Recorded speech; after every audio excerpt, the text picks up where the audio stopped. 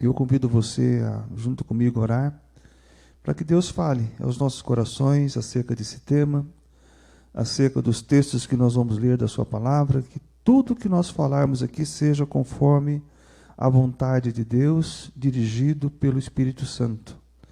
Pai, nós te agradecemos pelo privilégio que temos de poder servir ao Senhor e por esse momento da leitura e pregação da tua palavra. Nos use, ó Deus, para tanto transmitir quanto receber a tua palavra. E que o Espírito Santo, ó Deus, esteja no controle de cada detalhe dessa mensagem que foi preparada. Que o Senhor possa falar aos nossos corações, ó Deus, e, ó Deus, provocar a mudança em nossas vidas. Aquilo que precisamos saber do Senhor, aquilo que precisamos, ó Pai, entender e praticar, que o Senhor possa nos ajudar.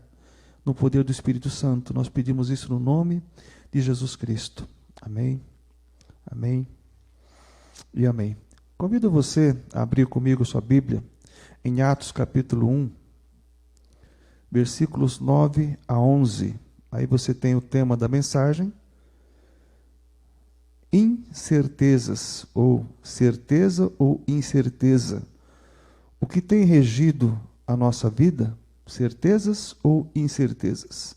E nesse texto nós temos aqui um relato do que aconteceu na partida do nosso Senhor Jesus Cristo para os céus. E nós poderíamos ter escolhido outros textos também para falar acerca desse tema, mas vamos ler um pouquinho desse tema, vamos passar por outros textos também da Palavra de Deus, depois voltaremos a falar um pouco desse momento em que os varões galileus estavam ali olhando para o céu. Mas vamos ler o texto. Ditas estas palavras, foi Jesus elevado às alturas, à vista deles, e uma nuvem o cobriu dos seus olhos. E estando eles com os olhos fitos no céu, enquanto Jesus subia, eis que dois varões, vestidos de branco, se puseram ao lado deles. E lhes disseram: varões galileus, por que estáis olhando para as alturas? Esse Jesus que dentre vós foi assunto ao céu, virá do modo como o vistes subir. Então, o tema da mensagem: incertezas, ou certezas ou incertezas. O que tem regido a nossa vida? Tem uma frase que eu coloquei, uma frase que não é minha, e isso até não descobri o autor, mas é uma grande verdade. Essa frase você pode ver na projeção. Aquilo que cremos e professamos irá controlar nossos pensamentos, nossas escolhas, decisões e posicionamentos. Você concorda com isso? Aquilo que cremos e professamos é o que rege a nossa vida, é o que controla todas as nossas ações. Quantas decisões e escolhas e posicionamentos certos e errados já fizemos em nossa vida? Você pode refletir, talvez nessa reflexão de posicionamento ou de escolhas você pode se alegrar ou pode se entristecer. Mas a grande verdade é que muitas vezes, por pensarmos que estávamos certos, estávamos em um caminho certo, nós entramos em situações que só nos trouxeram muitas incertezas, angústias e tristezas. Nos posicionamos pensando que estávamos certos, mas estávamos redondamente errados. Entramos em caminho que parecia ser o certo, mas foi um caminho errado. Então nós temos na palavra de Deus, Provérbios 14, 12, não está na projeção, você pode olhar na sua Bíblia também. Há caminhos que para o homem parecem direito, mas ao final é caminho de morte. Então muitas vezes nós estamos certos de que aquele caminho que estamos seguindo, aquela decisão que estamos tomando é a melhor, é a certa. Mas muitas vezes nos levará à morte, nos levará à separação da comunhão com Deus, nos levará à separação da comunhão com o nosso próximo, nos levará para a tristeza, para sentimentos de angústia, depressão. Vivemos dias, sim, é a grande verdade, vivemos dias de incertezas. Incertezas com relação à saúde. Quando vai passar essa pandemia? Nós estamos vivendo uma peste. Até há pouco eu vi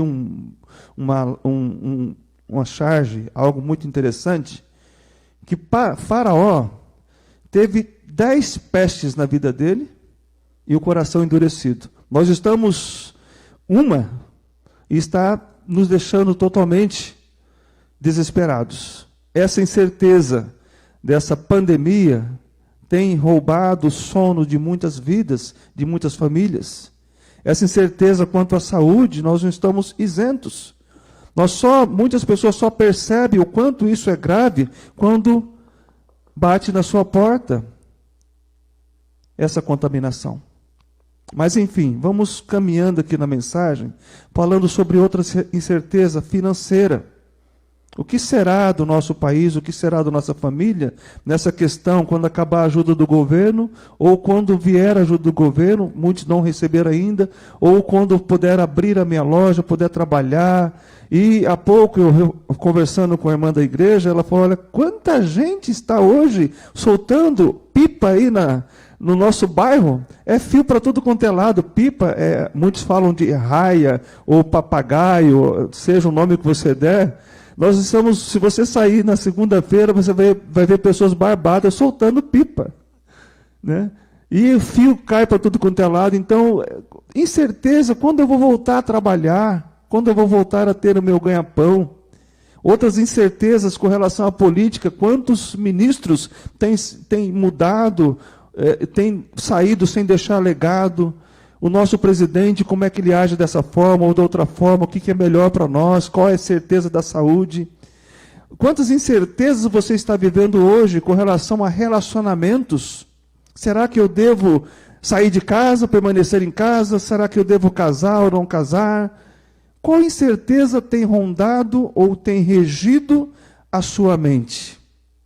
No que ou em quem podemos confiar? Você já parou para pensar? Qual o caminho, há pouco ouvimos a Isabel falando, qual o caminho a seguir, podemos encontrar na palavra de Deus, mas qual o caminho seguir diante de tantas dúvidas e incertezas que temos? Certeza ou incerteza? O que tem regido a sua vida?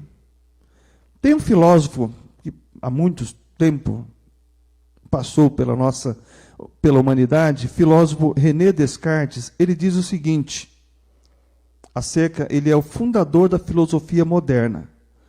Ele diz o seguinte, que um elemento, está na projeção, um elemento necessário ao conhecimento é o da certeza que uma pessoa alcança pondo em dúvida todas as proposições que admitem dúvidas. Em outras palavras, o que ele quis dizer é que todo o nosso conhecimento e certezas virão através do método de duvidar. Se temos dúvidas, devemos buscar esclarecimentos. Devemos buscar sanar essas dúvidas, essas incertezas que você tem e que nós temos, todos nós temos. A primeira proposição que René Descartes descobriu, e que não se pode ser colocada de forma alguma em dúvida, isso está nos livros, na biografia, é a da existência de Deus. Muitos poucos filósofos acreditam nisso. Então isso ele falou, não tenho dúvida, Deus existe. Deus existe. Você crê nessa verdade? Ou ainda tem essa incerteza? Mas mesmo crendo na existência de Deus, nessa mensagem que Deus colocou no nosso coração, nós podemos ver na Bíblia que muitos dos seus servos no passado, no presente, e até mesmo no futuro, mas vou falar um pouco do passado aqui, muitos dos servos de Deus no passado viveram momentos de dúvidas e incertezas em suas vidas. Umas das incertezas que muitos desses servos viveram, não foi um só, mas vários, coloquei na projeção, incertezas quanto à ação de Deus. Você já pensou, por que Deus não age rapidamente no que está acontecendo à nossa volta? Por que Deus não age? Até quando, Senhor? Um dos personagens que eu escolhi para ler aqui nesse momento acerca desse assunto é Abacuque. Olha o que Abacuque disse quando ele estava vivendo aquela situação difícil na nação.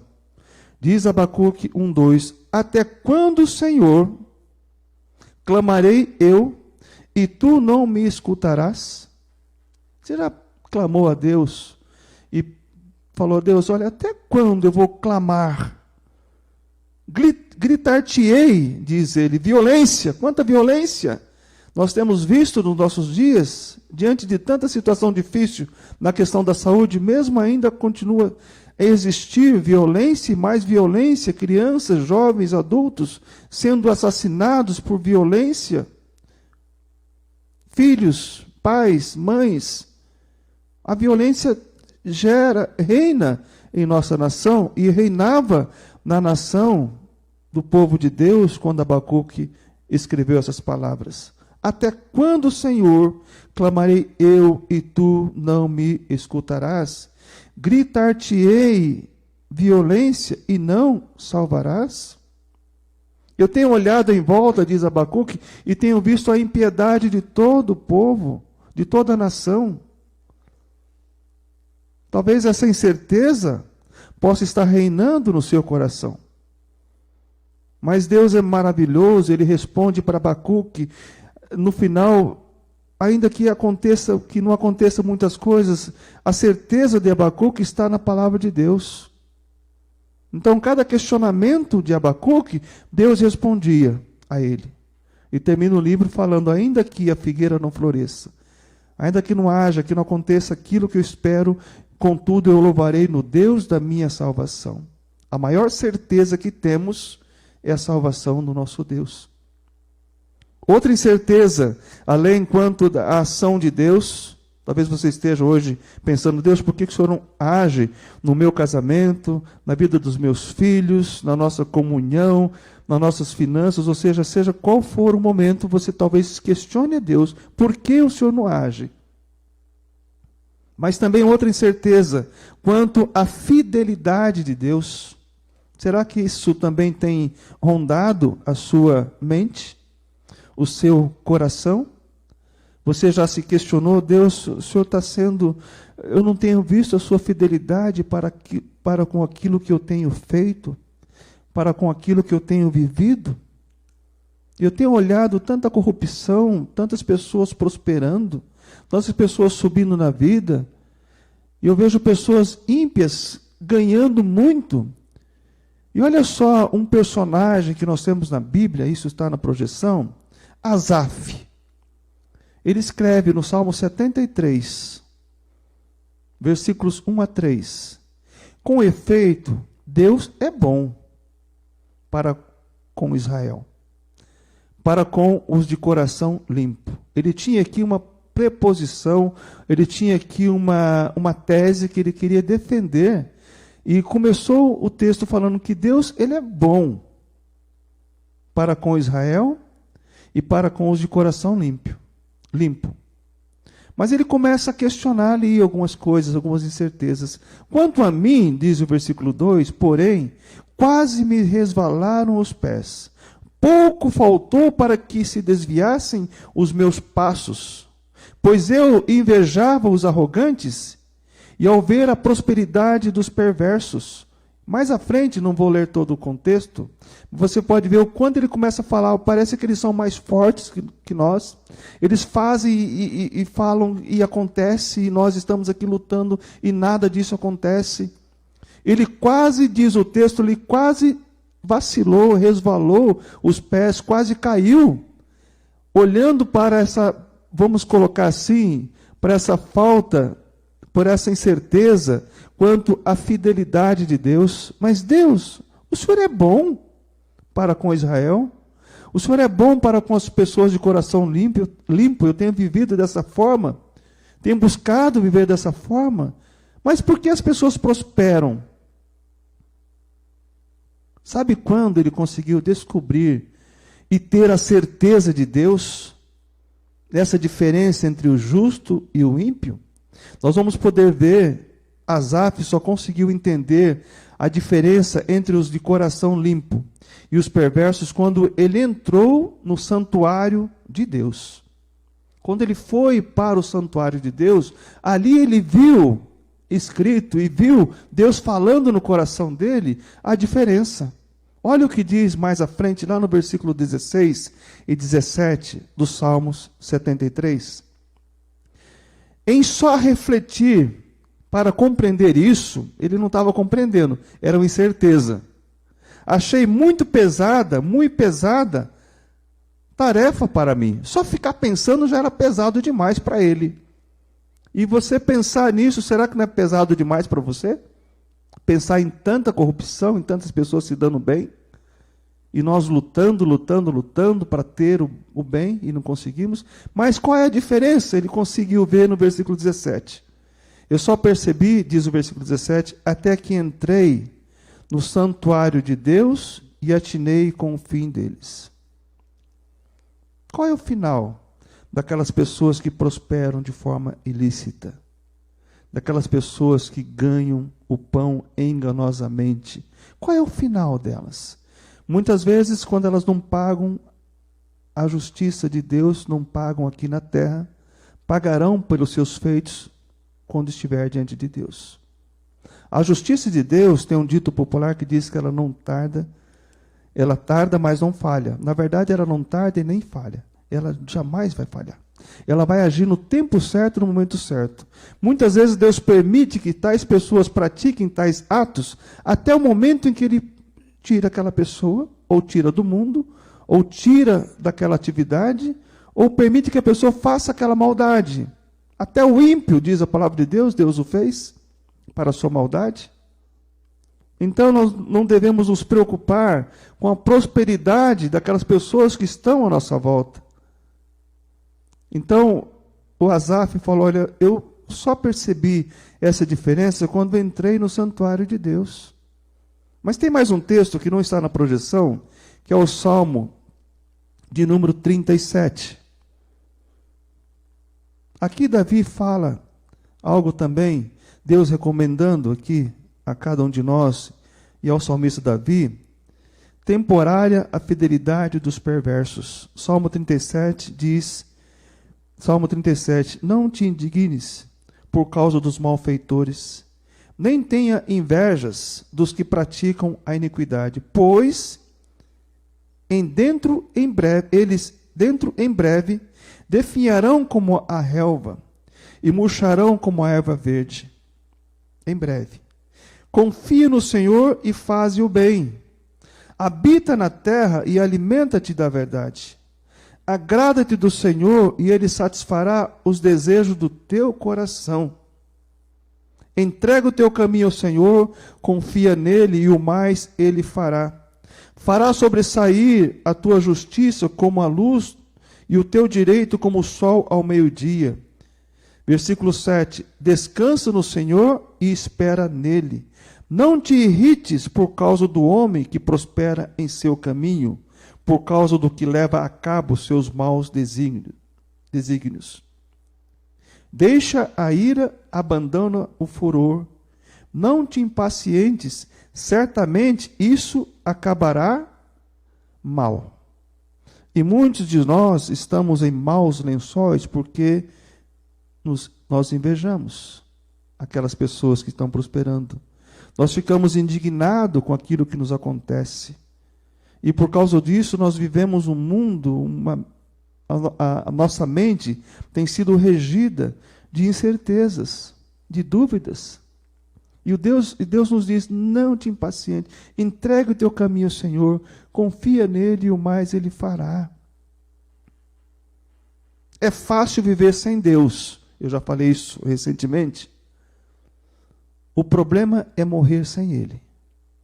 Hoje, com mais de 40 mil pessoas morrendo por uma única enfermidade, que veio nova para o Brasil, morrem gente de todo quanto é tipo de enfermidade. Mas essa é nova.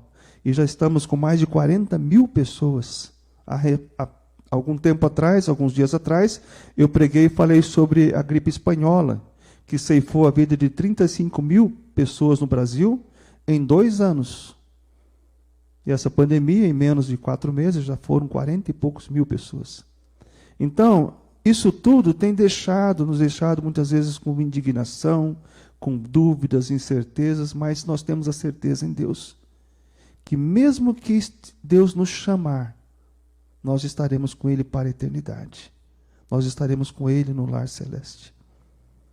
Então, nós poderíamos falar de mais personagens da Bíblia que viveram momentos de incerteza. Moisés, quando foi chamado por Deus, qual era a certeza dele? Deus, não sou capaz para isso. Sou gago, tenho língua pesada. Quem sou eu para livrar o povo do Egito? A mente dele estava rondada de incertezas. Gideão, quando foi chamado também, Senhor meu, eu sou o menor da minha casa, minha família é muito pobre. E Deus falou, vai nessa tua força. Cobriu ele de certezas. Elias, quando foi ameaçado por Jezabel, qual a certeza que ele tinha? Se ele não fugisse, ele morreria. Então a mente dele rondou de incerteza e Deus, naquele momento, ali na caverna, deu certezas para que ele pudesse voltar. Então nós cremos que Deus existe. Cremos também que a Bíblia é o seu manual para nos orientar. A Bíblia é a palavra de Deus, guia infalível para todas as dúvidas e incertezas que possamos ter. A Bíblia diz com certeza que existe um lar. Uma frase que eu coloquei na projeção. Existe um lar muito além das nuvens. Você crê nessa verdade? Aqueles varões estavam olhando para o céu. Mas será que ele volta? Será que existe de fato um lar, que ele falou um pouco antes lá no Evangelho, ou João está registrado lá, João 14, existe um lar de fato? Existe sim. Mas existe também, a Bíblia diz de forma com certeza, existe também o inferno, o lago de fogo. E esses dois caminhos, esses dois lugares são eternos. São eternos. A Bíblia também diz com certeza que a escolha de onde passaremos a eternidade, nós devemos fazê-la em vida. Assim está ordenado ao homem viver uma vez só, morrer uma vez só, e depois disso vem o juízo. Hebreus 9, 27.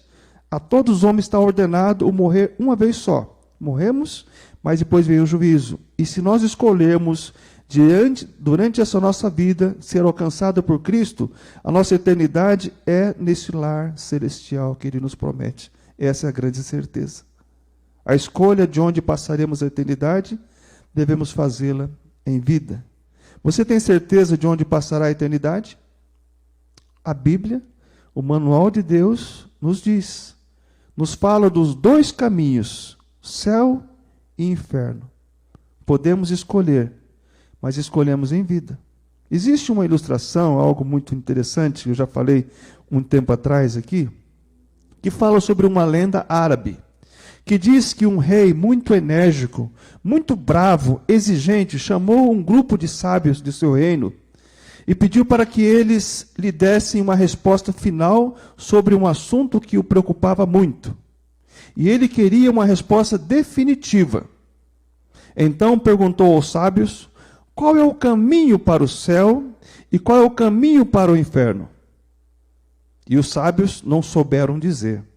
Sabendo que o rei era muito bravo, eles disseram ao rei: em um reino um pouco distante do nosso, mora um outro sábio, e ele sabe lhe dizer a resposta. E o rei então disse: eu vou até esse outro reino. Reuniu a sua comitiva, transpôs os limites do seu reino, entrou no reino vizinho e foi até a casa do sábio, que morava numa montanha. E lá chegando, ele mesmo abre a porta, sem se anunciar, chega para o sábio e diz: eu caminhei muito, não posso perder meu tempo. Diga-me agora, qual é o caminho para o céu e qual é o caminho para o inferno?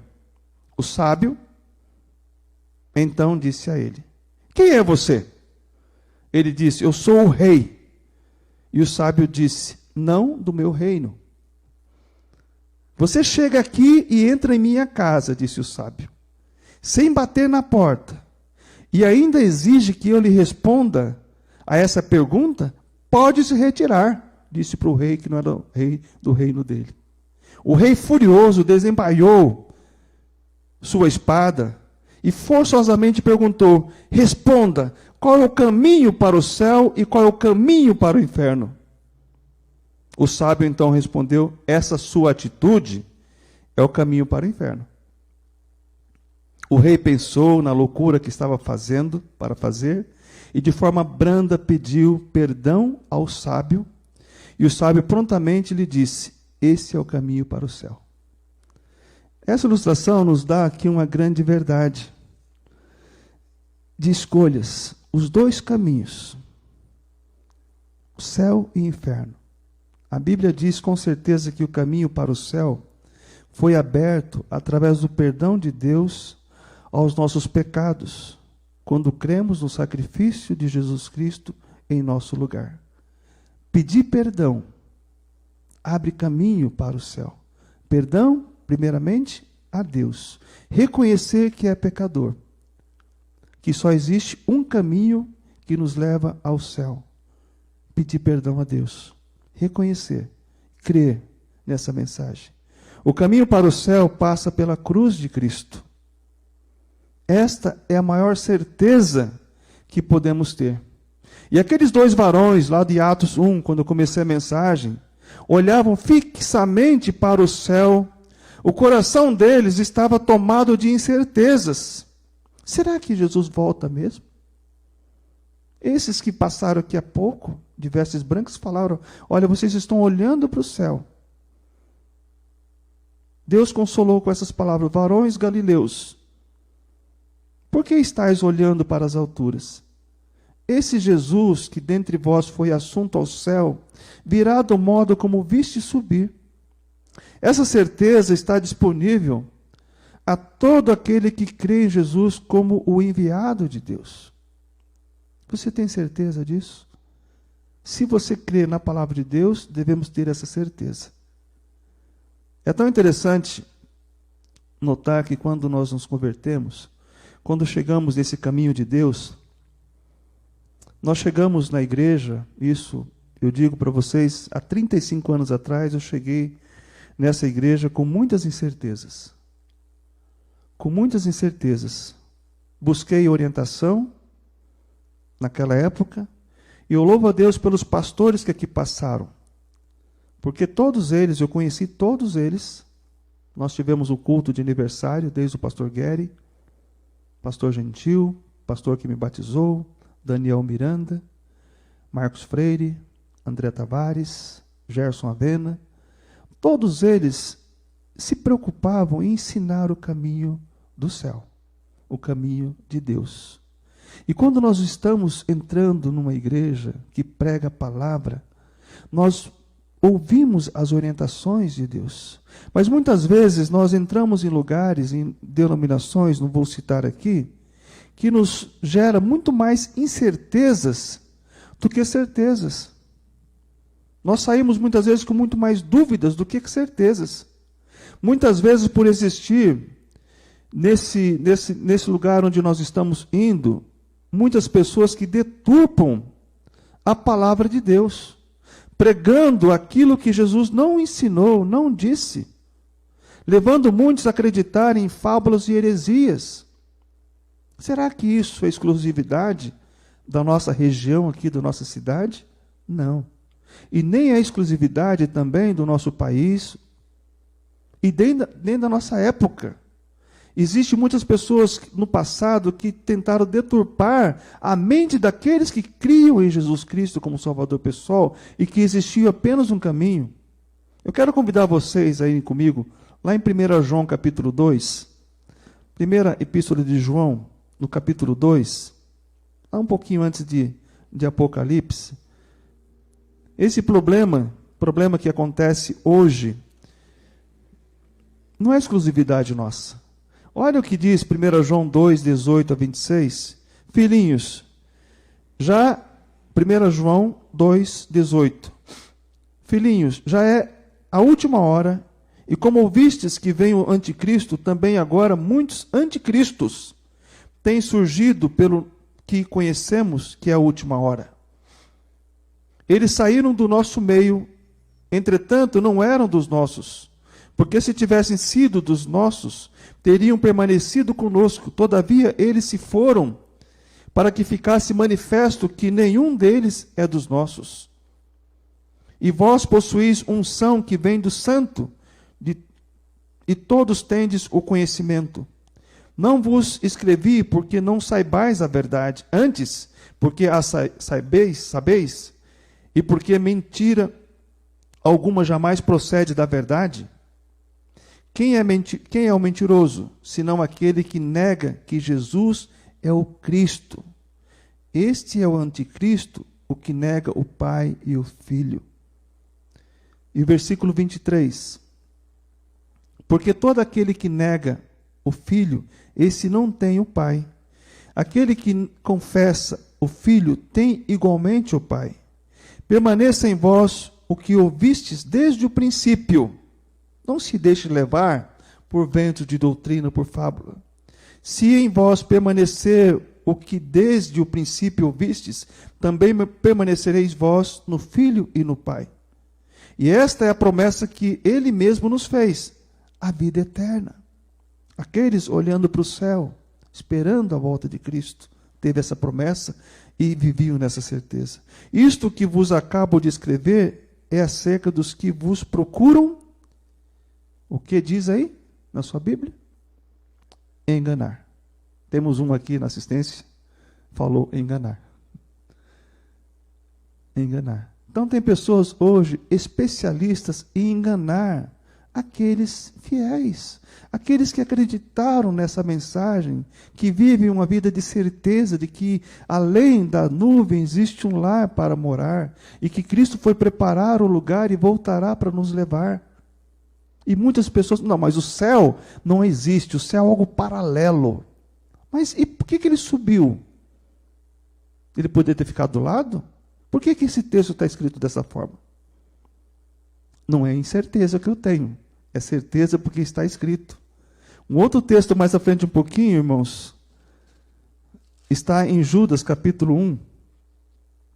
Na verdade, Judas só tem um capítulo. Judas, versículos 3 e 4 diz o seguinte, Judas 3 e 4.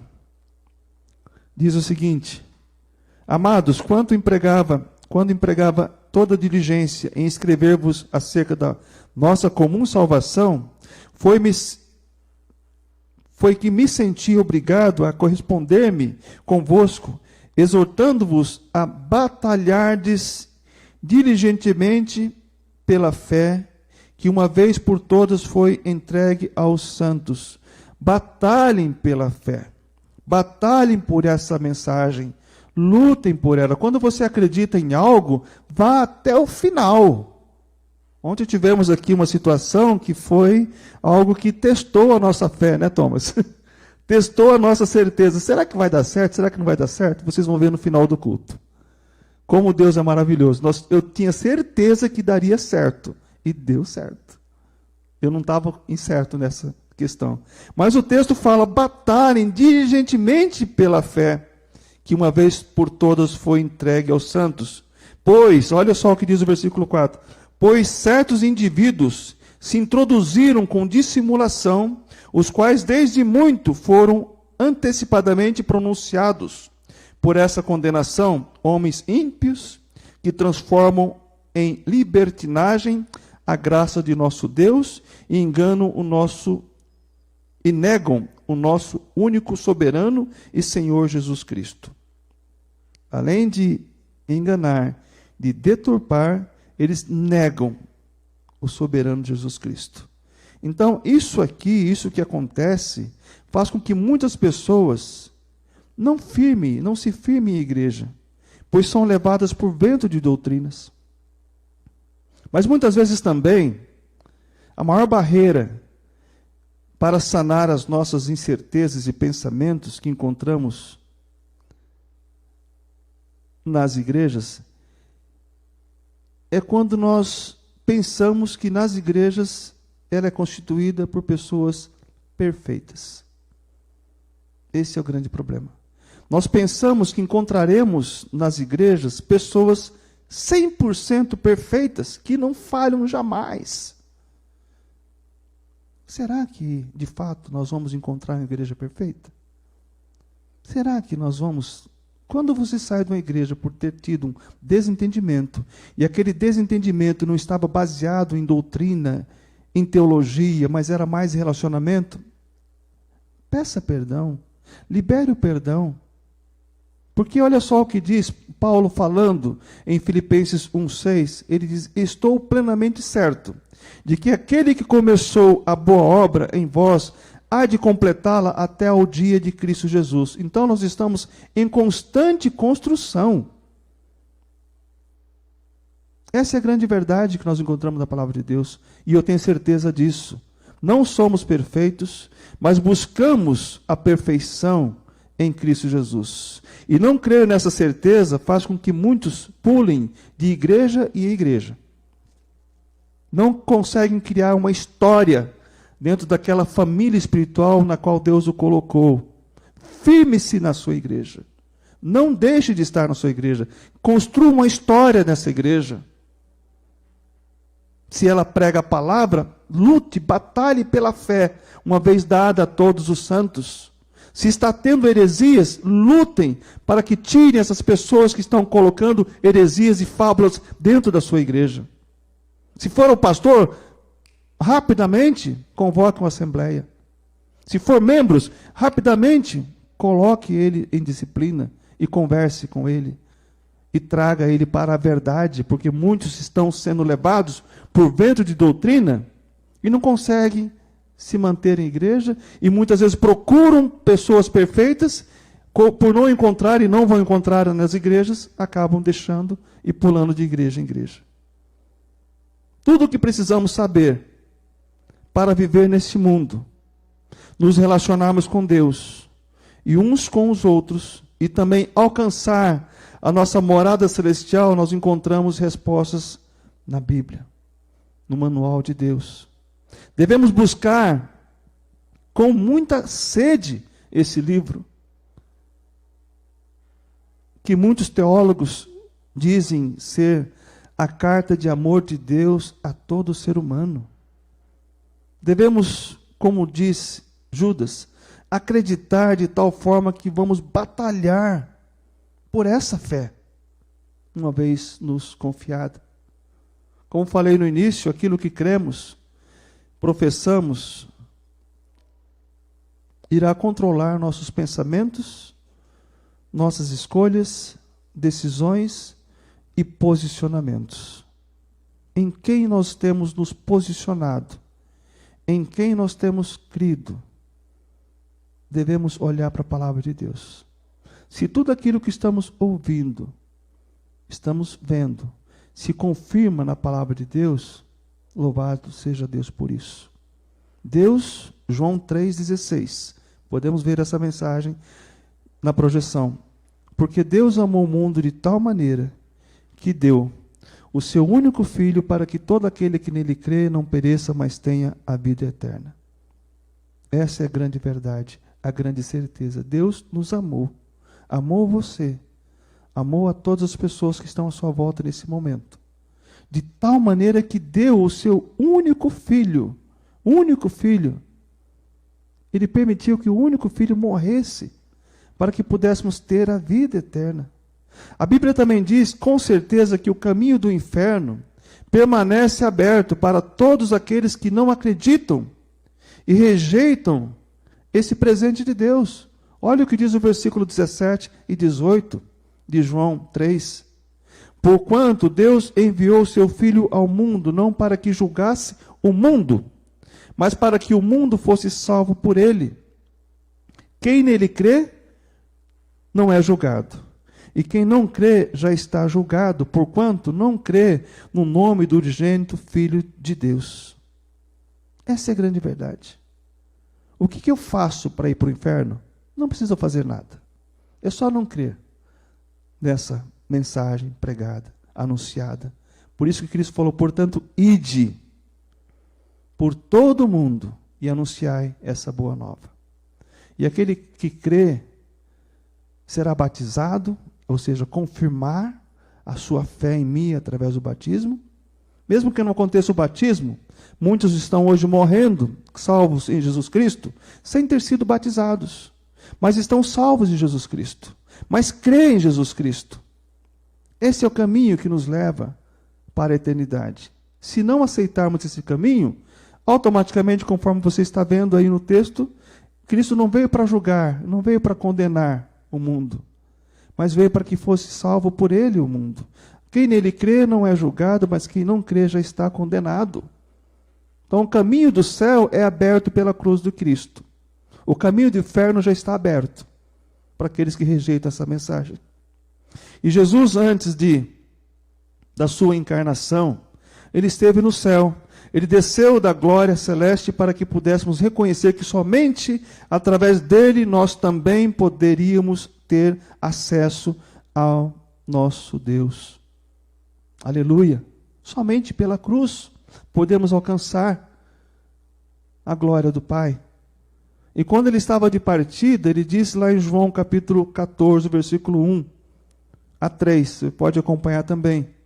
João 14, não se turbe o vosso coração. Credes em Deus, credes também em mim. Na casa de meu Pai há muitas moradas. E se assim não fora, eu vos teria dito, pois vou preparar-vos lugar. E o 3, e quando eu for, aqueles varões estavam olhando para o céu, e quando eu for e vos preparar lugar, voltarei e vos receberei para mim mesmo, para que onde eu estou, estejais vós também. Essa é a certeza que temos. Se você que me ouve nessa manhã, já reconhece Jesus Cristo como seu Salvador pessoal, então você deve crer, viver e pregar essa certeza de que um dia estará com Jesus para sempre.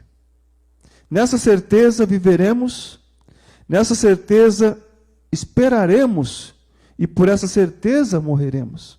Foi o caso daqueles varões em Atos capítulo 1. Eles viveram, esperaram e morreram na certeza de que estarão com Cristo na eternidade. Hoje, nós cremos pela palavra de Deus que eles estão em espírito com o Pai. Eu não sei quantas vezes eu já participei de funeral, de sepultamento, mas em uma dessas vezes que eu participei, estava ali sendo sepultado alguém no cemitério aqui, no Santa Cândida, e um dos coveiros que enterra todo dia enterra muita gente. Eu li o texto de Eclesiastes 12:7, naquele momento. E o pó volte à terra como era, e o espírito volte a Deus que o deu. Quando eu li aquele texto, é literal. As pessoas que foram sepultadas ali, ou em qualquer outro lugar, vão virar pó. O pó volte à terra como era. Adão foi feito do pó da terra, como era. Mas o espírito volte a Deus que o deu. Então aqueles varões galileus estão hoje em espírito com Deus. Amém? Estão em espírito. Todas aquelas pessoas que você conhece, que receberam Cristo como Salvador pessoal e morreram, estão em espírito com Deus, esperando apenas a ressurreição do corpo. Eu quero concluir essa mensagem falando de uma das maiores certezas da Bíblia. Até coloquei ali a frase na projeção. Hoje o mundo se divide em dois grupos de pessoas. Os que vivem na certeza de uma vida eterna com Cristo e os que vivem na incerteza, sem esperança alguma. Isso gera insegurança e tristeza. Em qual grupo você faz parte? No grupo da certeza de que um dia estaremos com Cristo para a eternidade? Ou no grupo de pessoas que não têm essa esperança? E quando acontece de morrer alguém, ou quando acontece de vir uma enfermidade que é para a morte, a pessoa se desespera, fica triste. Recentemente, no velório da nossa irmã Águida, mãe do nosso irmão Antônio Geraldo, eu pude ler o texto de Tessalonicenses 4, versículos 13 em diante, e com certeza esse texto faz parte da vida daqueles varões galileus que estavam esperando a volta de Cristo. e faz parte da nossa vida também, porque estamos esperando a volta de Cristo. Mas aqui, nesse texto, conforme você vê ali, tem dois grupos de pessoas que se dividem nesse mundo. 1 Tessalonicenses 4:13 diz assim: não queremos, porém, irmãos, que sejais ignorantes com respeito aos que dormem. Em outras palavras, aos que morreram. Para não vos entristecerdes como os demais, que não têm esperança, vivem uma incerteza.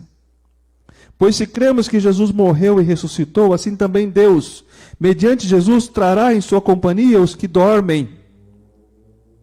Ora, ainda vos declaramos por palavra do Senhor isto: nós, os vivos, os que ficarmos até a vinda do Senhor, de modo algum precederemos os que dormem.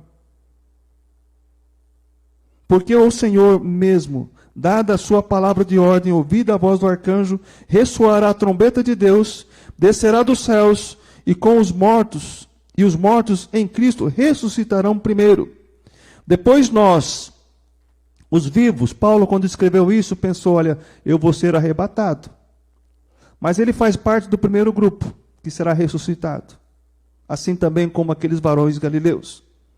Depois nós, os vivos, os que ficarmos, seremos arrebatados, juntamente com eles, entre nuvens, para o encontro do Senhor nos ares, e assim estaremos para sempre com o nosso Senhor.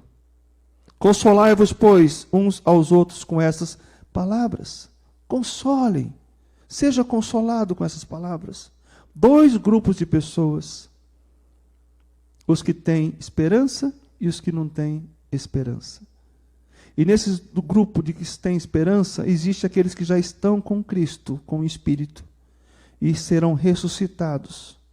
Mas existe nesse grupo de pessoas aqueles que esperam em Cristo o arrebatamento. Se Cristo voltar hoje, nós seremos arrebatados. Não passaremos pela dor do pior inimigo que tem hoje rondado as nossas vidas, que é a morte. A Bíblia fala em Coríntios que o último inimigo a ser vencido é a morte. E ela vai ser vencida com a ressurreição. Mas se nós formos arrebatados, nós seremos transformados em glória e estaremos com Cristo para sempre. E nessa certeza nós vivemos. E essa certeza nós devemos pregar. E essa certeza nós viveremos. Aqueles varões de Atos 1 fazem parte do grupo de cristãos que ressuscitarão primeiro. A única forma de viver essa esperança é crer na certeza que a palavra de Deus nos diz. Cristo, através da sua morte na cruz, Ele nos concedeu o maior presente que poderíamos ter em vida: a certeza da vida eterna, a certeza de estarmos em um lar celestial. Um dos maiores pregadores do nosso século, Billy Graham, disse certa vez: mostre-me a cruz, e de lá encontrarei o caminho de casa.